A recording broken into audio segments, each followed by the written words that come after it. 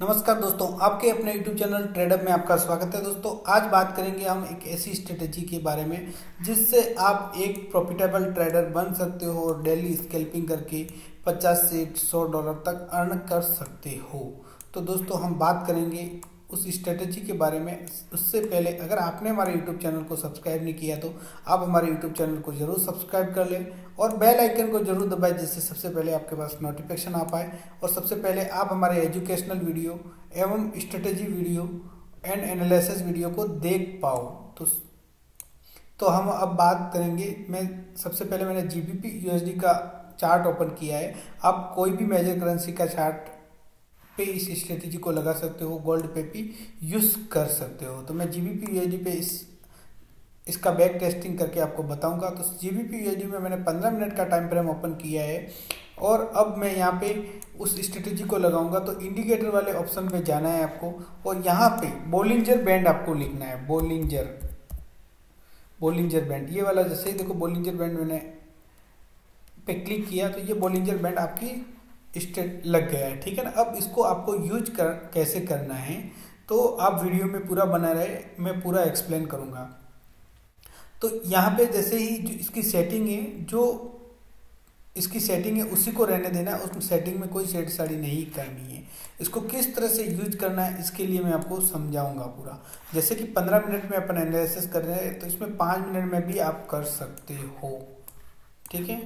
तो यहाँ पे देखो, ये इसकी अपर लाइन है, ये डाउन लाइन है और ये मिडिल लाइन है, ठीक है। तो अब जैसे कि ये जो अपर लाइन है इससे अप साइड की ओर कोई कैंडल बाहर की ओर कोई निकलती है, उसके सेकंड कैंडल, उसकी जो सेकंड कैंडल है वो नेगेटिव कैंडल यानी कि बेरिश कैंडल बनती है।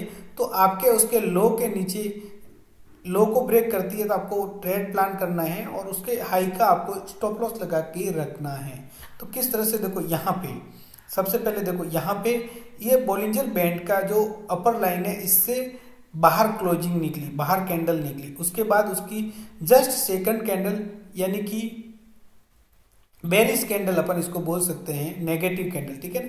ये इसके अंदर क्लोजिंग देनी चाहिए थी। यहाँ पे इसने अंदर क्लोजिंग दी, ठीक है, बोलिंजर बैंड से। तो यहाँ से आपको इसके लो के नीचे जैसे ही जाए तो आपको यहाँ पे सेल साइड का ट्रेड ढूंढना है और इस हाई का आपको स्टॉप लॉस लगाना है, ठीक है। और यहाँ से अगर अपन प्रॉफिट की बात करें तो आपको 1:3.5 तक का आपको देखने को मिला था। यहाँ से ट्रेड प्लान किया और यहाँ तक के लिए देखते हैं तो 1:3 का प्रॉफिट आपको देखने को मिला, ठीक है दोस्तों। इसको जितना बैक टेस्टिंग करोगे उतना आप ट्रेडेबल बनोगे।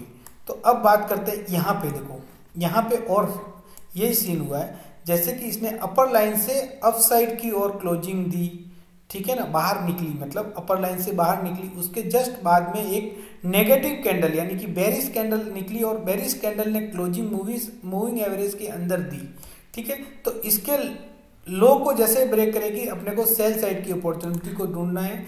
यहाँ पे देखो इस जगह मैंने सेल साइड की अपॉर्चुनिटी को ढूंढना है और इसका स्टॉप लॉस लगाना है इस हाइट का, ठीक है ना।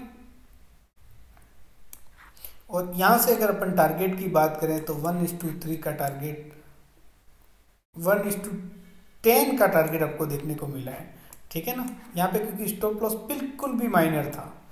तो इसी तरह से देखो आपको जितना बैक टेस्टिंग करोगे उसके अकॉर्डिंग आपको प्रॉफिट देखने को मिलेगा, ठीक है। अब बात करते हैं यहाँ पे। देखो यहाँ पे वही सीन हुआ है, इसने ये जो अपर लाइन है इससे ऊपर की ओर क्लोजिंग दी, बाहर closing the moving average Bollinger band से, ठीक है। और उसके बाद में इसके जस्ट बाद में एक नेगेटिव कैंडल बनी, बेरिश कैंडल, और उसने क्लोजिंग मूविंग एवरेज के अंदर दी।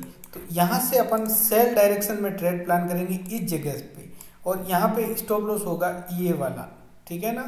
तो यहाँ पे देखो थोड़ा सा प्रॉफिट आया और उसके बाद अपना स्टॉप लॉस हिट हुआ, ठीक है दोस्तों। तो देखो स्टॉप लॉस भी होगा पर आपको प्रॉपर वे में स्टॉप लॉस को भी लगा के रखना है, ठीक है। अब बात करते हैं यहाँ पे। देखो यहाँ पे भी अपना अगर देखा जाए तो यहाँ पे भी अपना जैसे अपन ने ये बाहर निकली क्लोजिंग थी, उसके बाद में नेगेटिव कैंडल बनी और उसके बाद में जैसे इसने यहाँ पे अपना स्टॉप लॉस हो गया। तो स्टॉप लॉस कितना था, एक माइनर था। यहाँ पे जैसे अपन ने निकलते जैसे सेल डायरेक्शन में अपनी पोजीशन एग्जीक्यूटेड हो गई, जैसे कि यहाँ पे देखते हैं। तो जैसे इस वीक के नीचे आप जैसे एंट्री लोगे, यहाँ पे पोजीशन एग्जीक्यूटेड होते ही अपना स्टॉप लॉस यहाँ पे था, तो यानी कि आपको एक माइनर लॉस होता है इस स्ट्रेटेजी में, अगर आप प्रॉपर वे में इसको करते हो तो फॉलो। ठीक है, अब और भी अपन बैक टेस्टिंग करेंगे। देखो यहाँ पे इसने क्लोजिंग अंदर नहीं दी है। ठीक है, और बैक टेस्टिंग करते हैं अपन।